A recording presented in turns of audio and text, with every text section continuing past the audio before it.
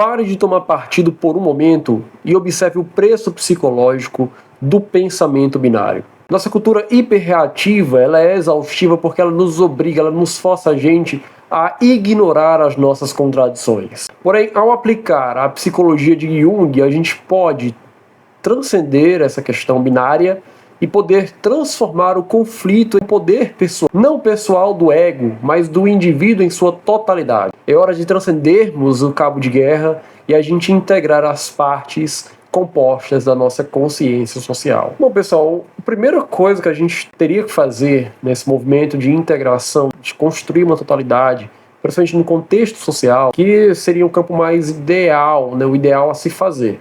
A primeira coisa que a gente teria que fazer seria deslocar o foco do inimigo. Geralmente a gente está sempre olhando para o inimigo como aquele que está lá fora. O outro que é inimigo à minha ideologia, que é inimigo ao meu partido político, que é inimigo às ideias da minha crença religiosa. Então todos eles ali ficam como inimigo a qual ou eu ataco, ou se eu não ataco eu rejeito, né? Eu tenho um movimento ali de repulsa, de estranhamento, então eu ignoro completamente. É uma espécie de negação de que aquilo existe, de que aquele outro ponto de vista, de que aquela outra realidade e verdade existe.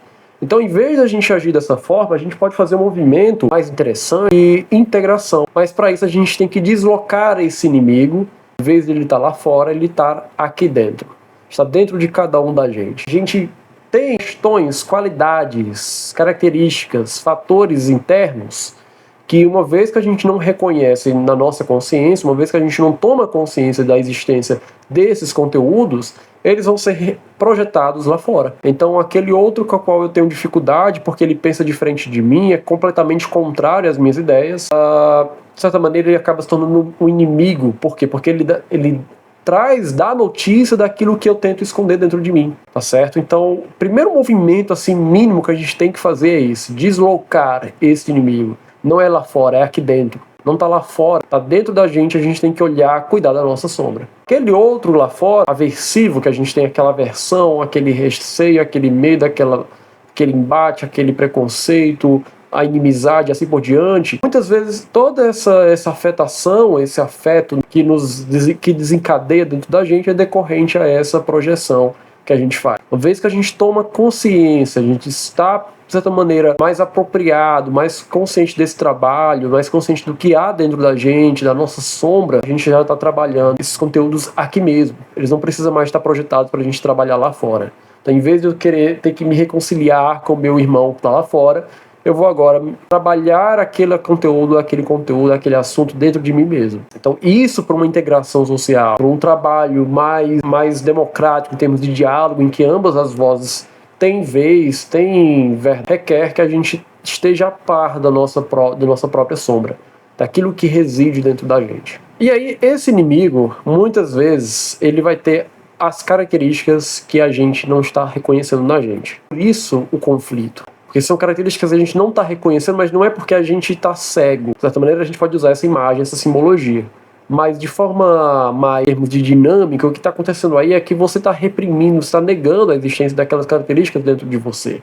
Você não quer ver aquilo que o outro mostra conscientemente e inconscientemente em você. Aquilo que o outro está ali explanando, né, sem receio de nada, e você tem aquele medo, aquele preconceito, aquele embate com aquelas ideias, com aquele pensamento, com aquela forma de ser, de viver, de existir, você tem dentro de você, mas só que inconscientemente. Então esse inimigo que a gente chamaria de inimigo, na verdade, pode ser também nosso amigo. Se a gente pensar nele como aquele que nos dá notícia daquilo que a gente não está vendo, nos dá notícia de um ângulo de percepção, de uma informação, de um conhecimento que a gente não tem, que a gente não está tendo, não está percebendo, não está captando da gente mesmo. Então ele, de certa forma, consegue, aquele outro que a gente consideraria inimigo, ele pode nos ampliar a nossa perspectiva, ampliar a nossa visão, reconhecer coisas que a gente não estaria reconhecendo. Então, o grupo que a gente faz parte, ideologicamente falando, dentro do contexto religioso, etc., dentro do contexto social, esse grupo ele também vai ter sua sombra, ele vai ter também suas características que ele não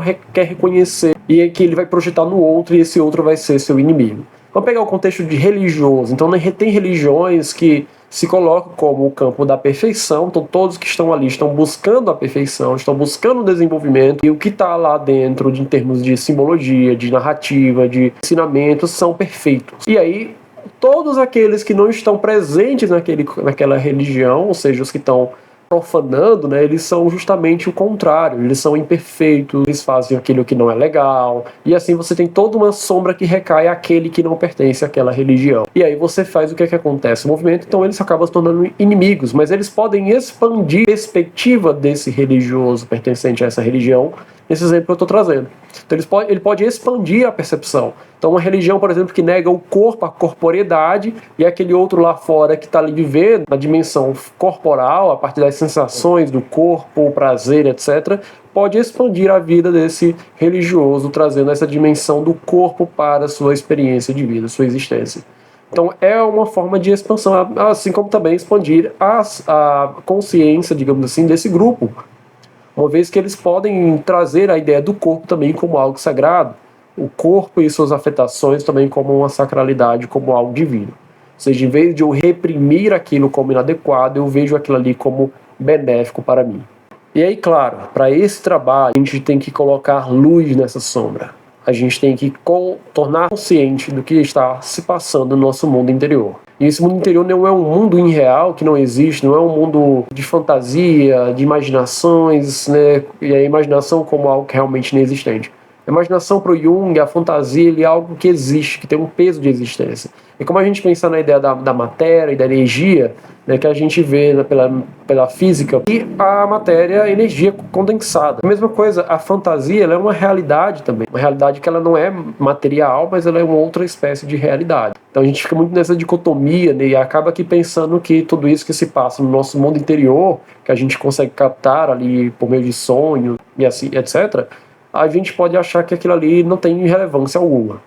Porém, aquilo ali traz uma mensagem incrível. Esses conteúdos trazem mensagens incríveis sobre o que está se passando no nosso mundo interior. O que é que existe dentro da gente que a gente pode passar a tomar consciência, fazer um trabalho de conscientização, conhecimento, de você conhecer esses conteúdos, essas movimentações, essas dinâmicas, e assim integrar. Esse processo de integração, você expande a sua consciência, você amplia sua percepção, porque aquilo que outrora era uma sombra que você reprimia, rejeitava, deixava ali meio que escondido, né? Agora você está trazendo para a luz, está trazendo ali para a consciência. Isso traz uma expansividade para a sua experiência. E aí esse trabalho não é um trabalho fácil, obviamente, né? Esse trabalho de ampliação dessa consciência, ampliação dessa consciência social também, não é um trabalho fácil, porque vai requerer aí uma força de vontade desse ego, dessa consciência, de querer sair do lugar que está. E essa força de vontade pode sim vir acompanhada de um conhecimento do que pode acontecer com essa consciência, com essa psique,